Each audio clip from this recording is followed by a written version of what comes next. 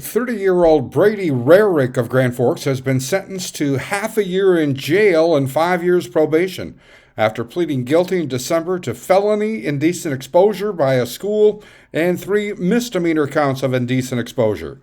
For background on all this, here's our report after the incidents began last May. A Grand Forks man now arrested and charged in connection to 4 indecent exposure incidents in Grand Forks and 1 in East Grand Forks that began last May. 30-year-old Brady Christian Rarick of Grand Forks has been charged with felony indecent exposure for allegedly exposing himself to 2 girls near Holy Family School in Grand Forks on May 10th.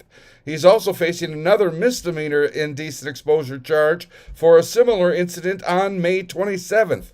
Another possible charge is pending on the Minnesota side of the river in East Grand Forks.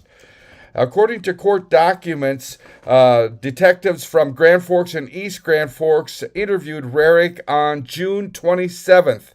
In the criminal complaint, quote, he took a statement from Brady Rarick at the East Grand Forks Police Department. In regards to the East Grand Forks incident, Rarick explained that he was possibly changing clothes in his father's white pickup and could have exposed himself to the female children who were playing near the residence. Residents apologized by writing a letter to the victims. The detective explained to Rarick that there had recently been 4 incidents of indecent exposure reported in Grand Forks. Rarick stated he did not recall any of these incidents. The detective asked Rarick if he would remember if he'd exposed himself to little girls. He stated, quote, "Sure, yeah, I would certainly think so."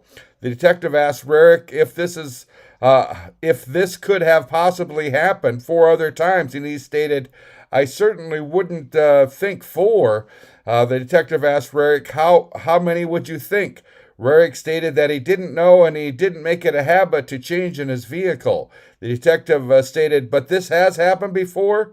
Rarick replied by stating that it certainly had happened before. When the detective asked Rarick if all of the juvenile female victims were lying about what they had observed and reported, Rarick stated, quote, "I don't think they are lying. I don't know them," unquote. I'm Neil Carlson reporting for iNewZ.TV.